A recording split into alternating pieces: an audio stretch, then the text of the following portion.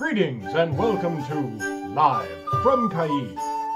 Tonight's special guest is Sir Bartholomew Hightower, the Society Ombudsman for Caid, and featuring a live performance by Lady Kungund Benehonig.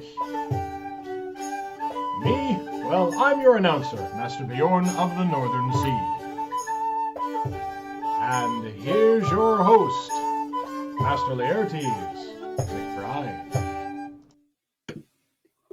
Well, good evening and greetings, everyone. Thank you for joining us again this week. I think we have a very interesting show ahead of us. We'll be talking to the Society Ombudsman for the Kingdom of Caid. Please, everyone, try to say Ombudsman quickly 3 times in a row. Before we get anything started today, what I want to do, of course, is do some of the Caid-specific announcements that we have lined up. So get this out of the way. As a reminder, there are no events in July. Real world events. There are some virtual events coming up. Royal Thursday is back this week. On this Thursday, we'll be hearing from their majesties with the latest update for news out and around from the kingdom and how we're looking moving forward. So be sure to tune in on the Kingdom of Caid Facebook group for Royal Thursdays. That's at 7 p.m. Pacific time. We also have online court coming up on June 20th. I'm not sure the time. I think it's 1 o'clock, but there'll be an announcement on the Facebook group as to when it's going to be. And then finally, and we'll be talking about this a little bit more in length with our guest, is the Society Census was released yesterday. So we're encouraging you to go out, and we'll be talking about that and give you kind of details about it here coming up with our first guest. But speaking of guests, of course, first up, this is the point where I bring in my friend, Master Bjorn. So, hi, Mr. Bjorn. How are you? I'm doing well. Thank you very much. How are you, sir? You know, it wasn't a great day for me, but I'm doing great now because I'm actually hanging out with friends. So that helps a lot. And you? I'm doing quite well. I'm getting more and more into video games that my daughter wants me to get into. So I'm getting beaten soundly online, but my skills are depleting. It's going to happen eventually. Well, so any particular game you're focused on right now? Overwatch is might as well just be Underwatch because I'm constantly looking up. It's yeah. I thought I'd be better, and I'm not. But well, I have time to practice, so we'll just keep going. Well, I just want to find like an old school Frogger game and take my daughter and kick her butt on that, so I feel better about myself because I lose all the time on the other stuff we're playing right now. Yeah, they wait until we get a good game of Cubert going. They are going down.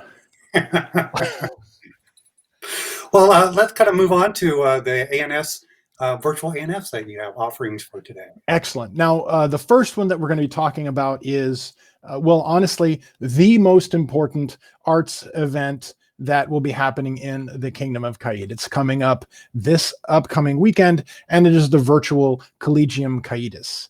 Now, Dame Gwen here and all of the people that she has assembled have come together to create a wonderful online experience that will have all number of classes across a wide variety of topics, bardic arts, costume construction, history, all sorts of martial pursuits, and these things are going to be done pretty much the entire day of Saturday. Now, granted, normally we would have 2 days, but considering the Herculean effort of putting all of these teachers together, having monitors for the Zoom meetings and everything else, they've already had classes together, the hall monitors, the people that have been running the event, and it looks to be fantastic. But the information is available on the screen in front of me to right here for you to take a look at, and I heartily encourage you to take a look at some classes. It is almost exclusively Caidan teachers, but we do have a couple of folks from outside, and of course other folks are more than welcome to come and attend.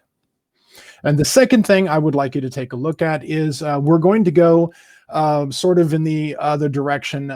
This is Modern History TV. It's a YouTube channel that is currently that's been going on for a couple of years now. Now, the gentleman who runs it is a gentleman by the name of Jason Kingsley. Jason Kingsley is most well known because he is the co-founder and CEO of Rebellion Games. They did Alien versus Predator and a bunch of medieval inspired games. He was about 80 years or so ago awarded an officer of a member of the British Empire for his contributions to history and art, and he absolutely is our kind of person. He's a recreationalist and enjoys trying to take certain facets of the medieval experience and try to see how well we can recreate them now, which is kind of what we all do. So I recommend wholeheartedly getting a chance to take a look at that YouTube channel. There's a lot of different videos. Some of them are a little quirky. Some of them are almost more along the lines of old school History Channel recreations. And some of them are just, I have no idea, let's see what happens kind of things in the maybe you shouldn't try this at home, but most of us probably would try it at home kind of way. And that's pretty much it. That's awesome. I'll have to check out that the Modern History TV. It is a lot of fun. I have to admit, one of the ones he has pinned to his top is, what is the difference between something that is considered a weapon and something that is considered a tool? And why is this dagger considered one and this thing considered the other, and what the purposes were and how they were used?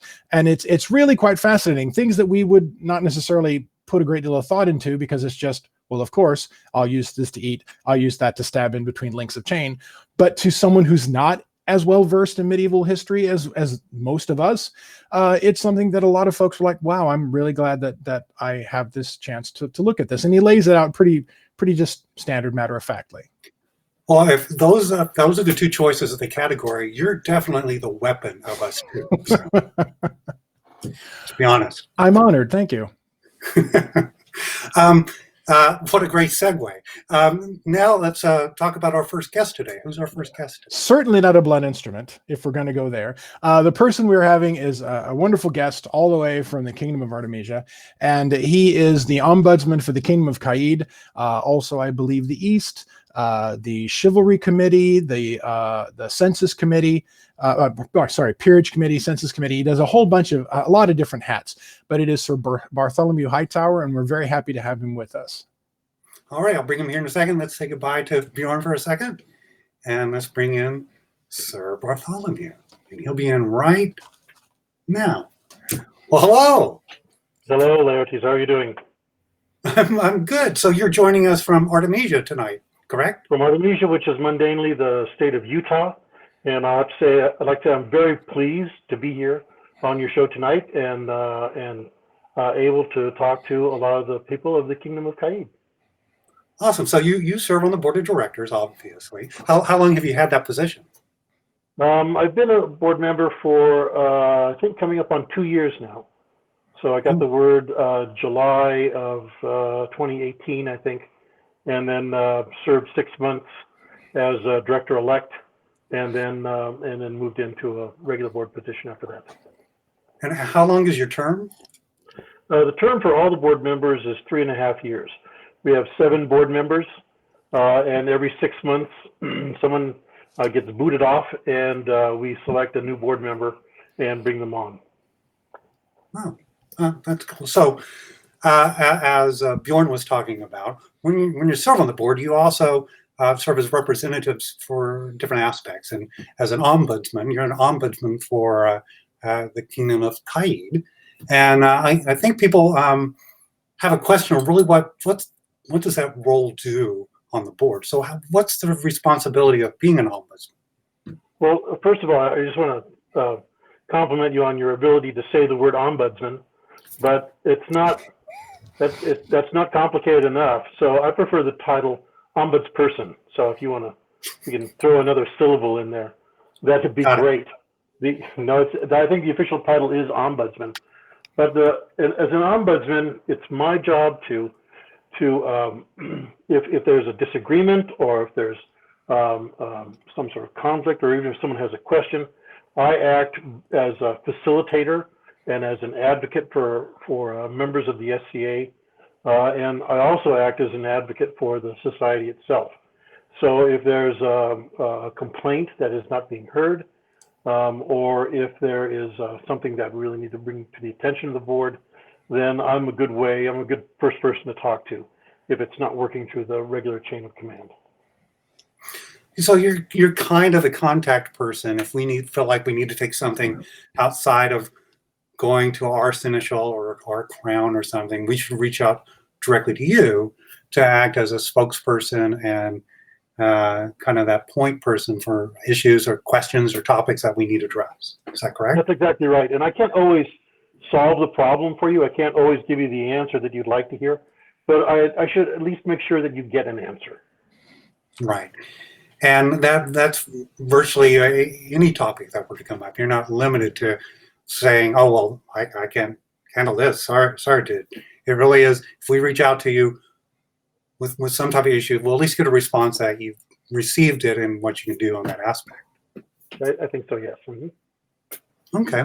And then I may be stepping on a question later on, but so do you represent your home kingdom too, or is that kind of a thing you just don't do? No, as a rule, person assignments don't go to a board member's home kingdom. So there's another board member who's currently the ombudsman for Artemisia. Sometimes they'll talk to me if they need a piece of information I don't have.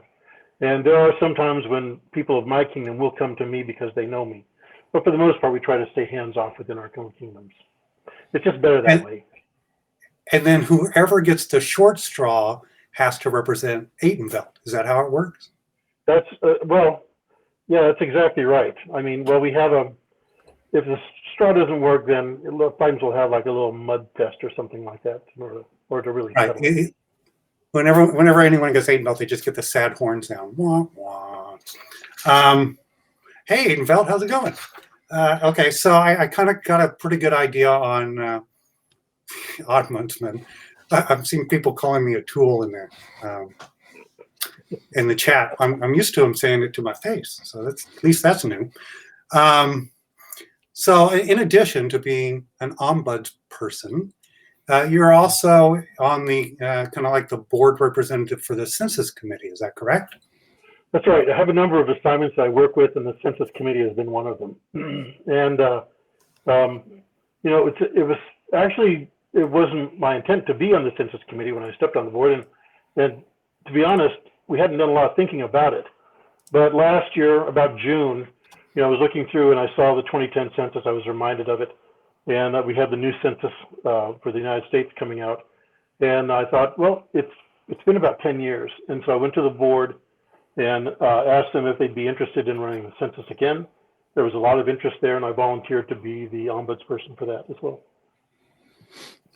So how is the information that's being gathered through the online census going? How do y'all plan on using it? Well, one of the real problems we have with the board is we don't get enough feedback from the membership. And we do get letters, we get email, sometimes we get a lot more email than we ever thought possible. And I will have to say that we read every single message that is sent to the board. Anytime you send something to SCA comments or sent to the board member, we read all of these. We try to reply to them. We have a sort of a system of saying, you know, whose turn is it to make sure that this member gets replied to so that they know that we received the message. But still, a lot of the information that we get is anecdotal. We think about what our particular kingdom is and what's happening for us and talking with other people. But getting good quality information that is that gives us a sense of what the entire membership is thinking is very difficult to come by. And so we want to use the SCA Census, 2020 Census, to try to figure out a couple of things for us. One is who we are, where we are as the membership, as a group of people. What are the things that are important for us, and how have our attitudes changed over the years? You'll notice that a lot of the questions on the 2020 census, those of you that have been around for at least 10 years, a lot of those questions are very similar to the questions that you may have answered on the 2010 census. And that allows us to take a look at data in time, good longitudinal data, to say, this is how the membership felt in 2010, this is how they feel now, this is how attitudes and feelings have changed over the last decade. Okay, so I went on and did the survey today because I'm an overachiever, but So I know the answer to this, but do you have to be a paid member of the SCA in order to take the census?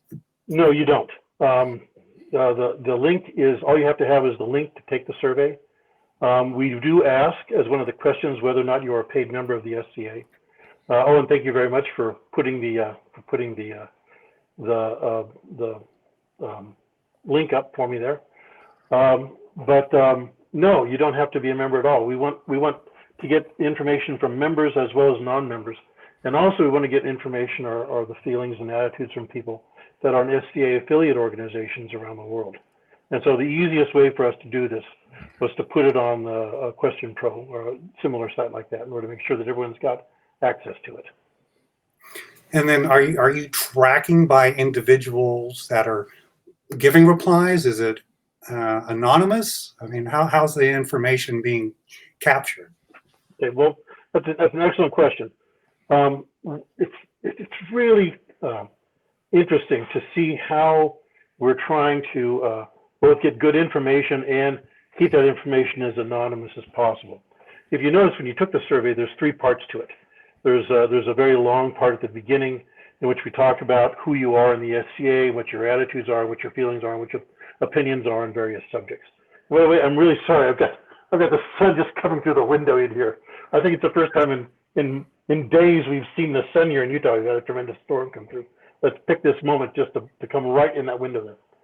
So the first part of the survey is all about who you are in the SCA. We're going to ask what your what the highest level of award is for you, and what kingdom that you live in, and all of those wonderful things. And then there's a part 2 of the survey, and one of the things that happens when you move from part 1 to part 2 is that we completely swap databases. So all of we had a problem. We didn't really have a problem. We might have had a problem in the first census if we had simply put all of the data out, in which it might have been possible for someone to say, oh, you're a duke in Glen Aubin, and you've always also been a duke in Meridies and in Aytonville. So there can only be really 1 or 2 people that could be, and now we know all of the rest of your answers. We don't do anything like that. First of all, we only take a look at data that's aggregate for each question, and then when we move from one part to the next part, we completely shift answers that's stored in a completely different place. So we can't correlate your answers in the first part to the answers in the second part. In the second part, we talk about perhaps some challenges that you have in terms of attending SCA events, who you are as a person. And then in part 3, we ask some questions about some potentially negative experiences that you may have had in the SCA. And again, that part is completely separate. So trying to keep those different parts separate, keeping those parts separate makes it possible for people, hopefully, to feel more comfortable in being straightforward with the answers that they give. Huh. I was curious why you had 3 parts when I was clicking through, but it absolutely makes sense.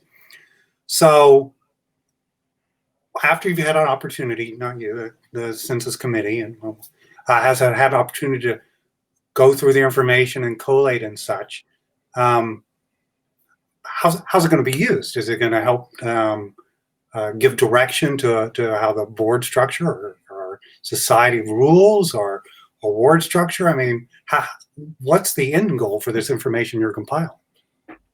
Well, the first thing you have to recognize is this is not a referendum. You're not voting on any one particular issue. We aren't trying to say, oh, 51% of people think this, therefore we must do that. That's just not the way we work. We're looking at, we're going to try to take a look at each one of the pieces of information that we get and seeing if there are things that we can do for it. There are a lot of goals that the board has right now. We're looking at recruitment. How do we make the SC more attractive to perhaps a different group of people that we haven't looked at in the past, younger, or the people that all these people don't know about Qbert, the video game. That now we might have an opportunity to bring them into the fold and teach them some of some of our experience at the time. But we're always looking at different recruitment methods. We're looking at how the game might change over time in the future.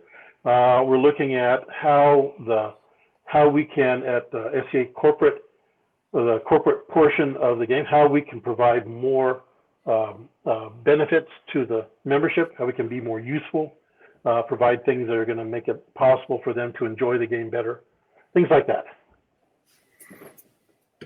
Right, because let's be upfront. One of the more visible changes that came out of the 2010 census was the establishment of a new peerage. A lot of that was based on the information that was brought out through the census. So I know I know a lot of it. You've started a conversation about Qbert in the comments right now. I know a lot of people are looking at, and there's a big section in it talking about further recognition for endeavors that aren't being recognized on a peerage level. So I assume that'll drive a lot of future conversation and the results that come out of this. So I'd have to say a couple of things here.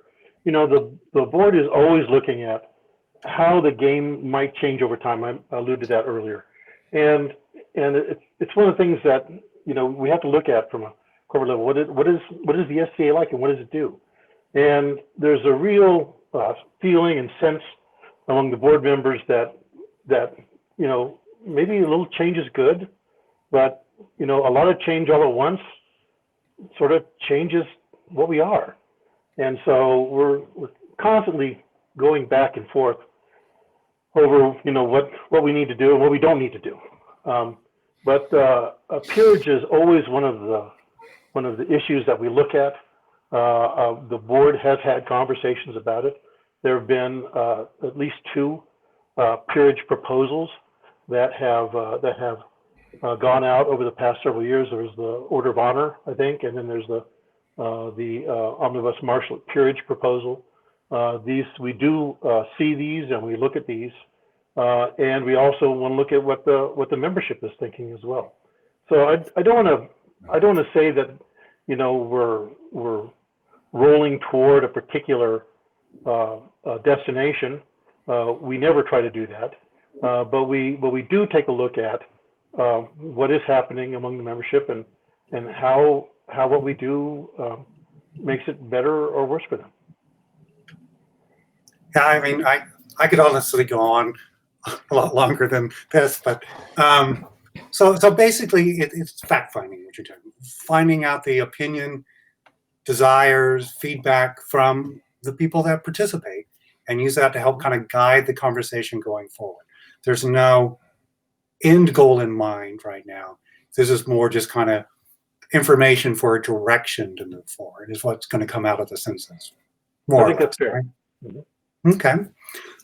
And then, of course, the more people that answer from Caid, it's just like the regular census, we get more representatives on the board, right? Is that, no? Oh, sure, yeah.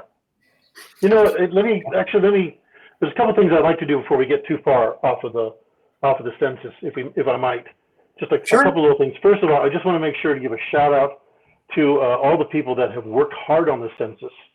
And that would include Juliana de Luna, who's been chairing the census committee along with Trudy Wright, whose SCA name is, I'm afraid to pronounce it, SCA Census, I'm guessing. And people like Kelly McGill, the Society Communications Officer, and Sarah Chapman, who's been doing a lot of the advertising for this. The Census Committee, Renee Signorati has been helping out with a lot of the stuff that we need. Aaron Lloyd, Rusty, who's been doing a lot of the technical stuff. The members only, group, the entire board of directors, the Peerage Committee, the Society DEI Officer, Jessica Haddam, John Fulton, the president, just a little bit. SCA Legal, you know, there's just so many people that worked on the Census Committee. And the entire Census Committee itself, I have to say. There's so many people that have worked on this. It's a huge, huge effort. So I just want to give a real quick shout out to all those people that have done just a fantastic and marvelous job working on this over the years. That's awesome. I mean, yeah, it definitely takes a village, and it just doesn't happen. You don't hopefully just go, hey, let's put a census out, and there we go. Right. And I forgot your question now. I'm sorry. Oh, that's okay. I was just going to go, you know what? this is the point where I turn the conversation over to Bjorn for a question. So Bjorn, do you have a question? Well, I do, but first I want to make a statement to the Ombudsman of Adenveld. Your Excellency, Count Bartholomew of Illyria, he didn't mean it. He's a very nice man, and I'm sure you guys can discuss it at some point later, maybe at an Estrella or a Pensic, who knows. At any rate, and now on to the He's the other question. Bart. Yes, he's the other Bart. My question is, now when you were brought on as a ombudsperson elect, and so you sort of were learning the ropes, and then you were assigned a certain criteria of things to be ombudsman.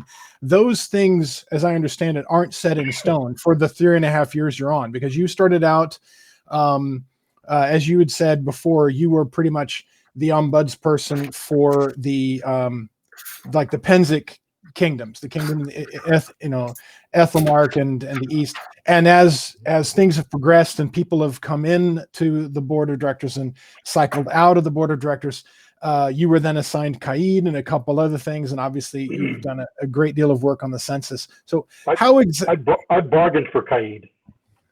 I want you to know, I was like, we are very glad to hear that. I thank you very much.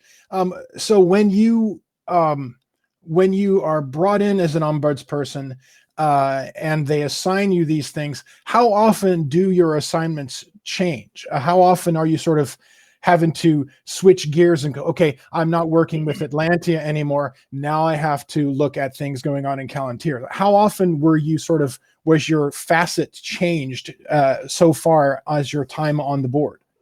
so what happens typically, I mean, it's much less thoughtful than you might think. We get on the board, and there's when I am voted onto the board, and I'm confirmed to do that. It's 6 months. I'm a director-elect, and during that period of time, I'm just sort of watching things and seeing how it works. I'm free to provide my opinion, just can't vote on any issues. But then after I'm on the board for 6 months, then someone leaves the board, and then I move into their seat. And at that point, I usually pick up my ombudsperson duties, and most often it's the duties that my predecessor had. So I filled the seat of Paul Lancaster, who got off the board back at the meeting in New Orleans a couple of years ago. And at that time, his ombudsperson assignments were the Pensic kingdoms, so I picked those up. But then one of the things that we also do is whoever is presiding over the board of directors has a much tougher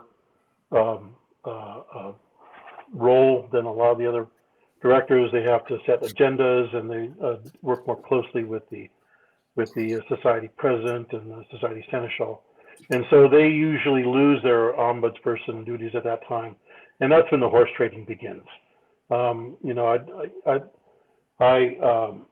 love the people out in the Middle Kingdom and Ethelmark that I used to be the ombudsperson for, but I was also hoping to pick some kingdoms that were a little closer to home. So we sat around the table and we talked about who wanted the various kingdoms and who thought they could do a good job with that. And we end up with the set that we have. So I'm to take it that when Duke Quintus took over as the chairman for the board of directors, since he's dealing with working with the president, working with the society seneschal and all the corporate stuff, all of the things that His Grace had done as just a member of the board sort of then got disseminated out amongst the rest of you because they sort of had to do sort of these hyper duties. Is that correct? That's a very good description. Yes. Thank you. Excellent. The last thing that I wanted to ask is, many people have brought this up. I've gone to board meetings. I know that they've had them here. I recommend to anybody who is serious about watching how things are done to go to open sessions. But when someone ever comes to you and they ask, what does someone need to do to be considered as an ombudsperson? What is the advice that you give them? So I just have to say, an ombuds duty is part of being a board member. So we're looking at people that want to sit on the board of directors. So I just don't want you use the title ombudsperson to mean. I think what you mean is director. You're right. I do to broaden that into just a director position on the board itself. Yeah, yeah. We're always looking for people to fill those roles. We have maybe about 20 people on the list, and we're interviewing with them and talking with them, going over their resumes. Sometimes there's a good fit for someone we're looking for, some project we think is going to be coming up in the next couple of years, or if there is someone is stepping off the board and we feel we're going to lose those skills. You can't really tell exactly, when you might be called up, or if you might be called up, or if you spend 2 years on the nomination list and you are not called. It happens also, unfortunately. But what I would recommend is if someone is interested in sitting on the board, is the first thing to do is nominate yourself. Write a letter to the board. There's a link on the SCA.org website, and say that you are interested in putting your name into nomination as a board member, and you'll get to talk with some people, and they'll ask you for some information about a resume, a SCA resume. They'll want to see a mundane resume, probably a letter just explaining who you are and what you're trying to do. These are, oh man, that sun is just incredible, isn't it? We're gonna try the, there you go. That's even worse. Let's try this. I swear, the sun was not like this a few minutes ago. But put those in, and those will get distributed around. People get a chance to talk about them, look at them, and if there's some interest, then you'll get a letter and a call from us, and try to set up an interview. Excellent. Well, I just wanted to say that really quick, I wanted to thank you for illuminating us, as apparently the sun is illuminating Artemisia right now, and I'll just go ahead and cede back and let Laertes take it from here. I just want to add one thing also as we're talking about this. It doesn't matter where you are in the SCA. It doesn't matter if you are a duke, a duchess 10 times over, or if you are a lord or lady in a kingdom, and you have been in the SCA for maybe several years, but don't have a peerage.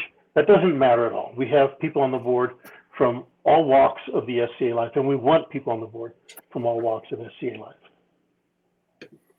Now, when you're selected to serve on the board, do they show up on your doorstep with a big check? Because that would be awesome. No, they don't pay you any money for this. It's completely volunteer. We do have meetings in person. Many times they're in Milpitas at the society headquarters, near the corporate headquarters. Sometimes we'll go and do some traveling to various kingdoms throughout the country. I think we have one we'd like to do in Portland. And if the society asks you to travel, they'll pay for your airline ticket, they'll pay for your hotel, they'll pay for your meals while you're there within reason. They won't pay for any alcohol. But there's no stipend. And the board members in general are very conscientious about not spending money. During this COVID-19 thing, we've decided that we really have no desire to spend a single penny more than we have to. And so all of our meetings have been on conference calls during that time. So if one of the meetings is, say, going to be in, let's say, the Kingdom of Aidenfeld, you can just refuse to go, right, and attend it remotely. Yeah, Aidenfeld comes up every now and then, but we'll probably I'm just giving more work for Bjorn to clean up. So speaking of which, this is the point of the conversation where we play a little game with the people. So Bjorn, if you'd like to say what the game is tonight. I would be happy to. It is come to your census. That's right. So, the census is very important. The American census is very important. I know you know a lot about it, but that's not the census we're going to talk about. We're actually going to talk about the 5 census. I just have a trivia question about each of the individual census that you have with an S. Okay. And see if you can guess. Okay, so I'm going to describe this sense, and you tell me which of the 5 senses it is. This sense is due to a response to mechanical stimuli Vibrations are converted into nerve impulses that the brain receives. Which of your 5 senses is that? Wow. You know, I can think of 2 senses that could be. That Right. could be. Could I ask you to repeat that again for me? Sure. This sense is the result of a response to mechanical stimuli. Vibrations are converted into nerve impulses that the brain receives. I'm gonna go with hearing on that one. Well, you're right. 1 of 5 so far. Okay, here's a true-false one. Newborn babies see everything upside down until the brain learns to process everything right side up. True or false? True. Yeah, hey, two for 2. Okay, this sense is the first to develop in humans at about 8 weeks into the gestation period. Wow. You have 3 to choose from. I tell you, it'd be creepy if it was taste, just so you know. Yeah, I know. I'll go with touch. There we go, touch. Narrowing it down for you. So, okay, true or false? What are the other To senses? Oh, distinguish- good heavens. I don't know. I can't know. keep track of which one we've done. All right, go ahead. Bjorn will let you know if you get stuck. So, true or false? To distinguish taste, the brain uses 50% of the data from taste buds and 50% from smell receptors. True or false? Well, I thought it was more for smell, but I'll go with true. No, false. Oh my gosh, you're 3 for 4. It's really 20% from taste and 80% from smell. See, no, I technically was right. So that tells me you don't want to eat near anyone's armor bag. And then finally, true or false, grizzly bears can smell food from up to 8 miles away. True. That's true or false. Mm-hmm. I guess it depends on which way the wind is blowing. I'll go for true. Not false. It's up to 18 miles. So 3 for 5. That's pretty good, right, Bjorn? Well, I also wouldn't want to have a bear near my armor bag either if we're going for it. That's true. Well, I want to thank you for your time today. We've got some notes in here that people have found this so informative. And I know we went a little talky today, but I feel like the information that you're providing, the details of both on the census and what you do on the board, and how if one's interested in that aspect, can volunteer and offer their services for it, I think was so helpful and fascinating. I really want to thank you for your time today. Well, it's really a pleasure to serve on the board and be part of helping the game, helping this community along another few years as it works its way toward the next 50 years. Right. Well, thank you so much for your time. Enjoy your evening there in Artemisia. And you know what? Maybe after this whole census thing is over and you have some results and such, you can come back and talk about it if you'd like. Look for it in August. Oh, great. That's my birthday, so we can have a present. All right. Well, thank you so much. Have a great rest of your evening. I'm going to bring back Bjorn now. That was great. I've learned so much. I'm very fortunate that I have been nominated to the board on 2 separate occasions, and in both occasions, my 2-year stint on the waiting list came and went without me being on the board, because that's an awful lot of work. I was very thankful for those 2 instances, but I was like, yeah, I'm going to sit and watch a little bit longer until I dip my toe into that, because it is a truly monumentous occasion, a momentous occasion to be asked, and then a monumental task to be a part of that for 3.5 years, which during normal time, every other month essentially is conference calls and of course the constant emails. And then there is the travel that he had mentioned. And yeah, sure, every so often you get a chance to, the last one we'd had here, I believe, was in Anaheim. So they might have swung by the House of Mouse, but more often than not, they're also in Milpitas, and there's just so much to see there. Yeah. Oh, yeah. Let's do the tour. Well, anyway, who do we have coming up next? we have a lovely young bard that was going to be coming to perform for us. Kungund is a fantastic performer a newer person's out in the Drybergen area. And so we are really pleased to have Lady Kungund with us. And so I will let you take it away for her. All righty. Well, here she comes, and she's going to be coming in right now. Hi, good evening.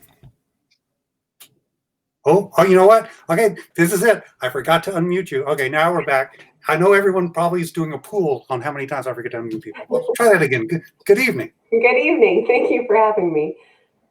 Of course. Thank you for your patience. Like I said, we went a little wordy, but I know it's worth the wait to hear you. So, Interesting. So yeah. Information. So you live out in Drybergen, correct? I do. The mythical lands of Drybergen is where I know. It's like Brigadoon. And how long have you been in the SCA? My family, we've been involved for only about 2 years. We did go attend Highland War 10 years ago, my husband and I. And then we had children and got married and life went crazy. But now we're back. Now we're back with our 6-year-old and our 2-year-old. Oh, that's fun. So, so you're really most involved in the bardic arts, or what really kind of gets you involved in when we're able to get together? Well, bardic arts give me life. I love it. There is a Drybergen Bardic Circle that meets in Riverside once a month that I love. I do a lot of fermenting, and so I have discovered the Brewers Guild, and that actually meets at my house when we are able to meet in person. That meets here. My partner is the captain of the archers for Drybergen, and does so many arts. The thing that brought us to the SCA is we've always done all of these things: leatherworking and sewing. We had a reenactment wedding. We dress up and we time travel. We go on vacation. We love it, but we've never had community. People kind of look at us weird, and ask us for directions when we're visiting historic places because we look like we work there. But now that we're part of the SCA, we really found our people. Oh, that's awesome. So, I got some recommendations from viewers that they had seen you perform. I believe it's at the Altavia Bardic at Potrero. And they said they so enjoyed your performances that I should reach out to you and see if you could perform on the show. So it works. If you have some people you want to recommend, just let me know. But so can you tell us about the piece you're going to perform tonight? Yes. So at one of the Drybergen Bardic Circles, I sang a different piece, and the Honorable Lord Halvard Starson said that I sounded like Pocahontas, and the 8-year-old inside of me went, ah! So the song that I'm going to sing tonight is a filk that is from that Disney film, The Colors of the Wind, and the song is called The Voices of Your Kingdom. And it is about quarantine and the stay-at-home order and what we've had to endure, the things that we miss and the things that keep us going. And Halvard is a fantastic bard. So there is my recommendation for a very talented bard. Well, awesome. Well, I'm going to give the floor to you, and if you'd like to perform your piece. Okay. All right. See if my kids barge in. The door is locked, but you might hear banging and screaming. Everything's fine. Okay. Is today Wednesday or Sunday? The hours bleed together. Sometimes I just don't know. And it's my friends I long to see, my chosen family. How long must this quarantine go? We don't know. How many months has it been? Well, it feels like forever. The mundane world is certainly having its say. And I know every lord and lady out there, just like me, they have a game they wish to play. It used to take me so long to get ready and remember what all I'm supposed to bring. But now I'm only garbed out from the waist up, because that is all you'll see in a Zoom meeting. How we long to see the banners fly against the clear blue sky and charge out on the field to victory. Still we can sing with all the voices of our kingdom and hold out until this too is history, and hold out until we can resume the dream. Their majesties are working harder than ever. Coronations put on hold until time unseen. How long must we be alone together as we endure this modern plague, COVID-19? The fighters and the brewers are my brothers. The potters and the scribes, they are my friends. And we are all connected to each other through bardic circles and fiber groups that never end. How long must we go without feast? I wish to dance and sing and drink all the mead. How we long to see the banners fly against the clear blue sky and watch the bard song come alive in the flames. Still we can sing with all the voices of our kingdom and hold out until this too is history. You might feel alone, and still you are not alone, because you can sing with all the voices of Caid.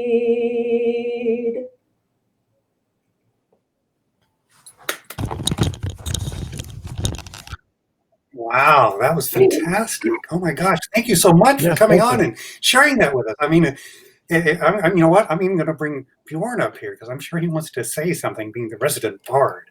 So Bjorn. Well, I just wanted to say how much I truly enjoyed your voice. It was absolutely beautiful. And thank you so very much for sharing your gift with us. I think that now more than ever, especially for performers, when you feeding off an audience is difficult, without an audience is ethereal.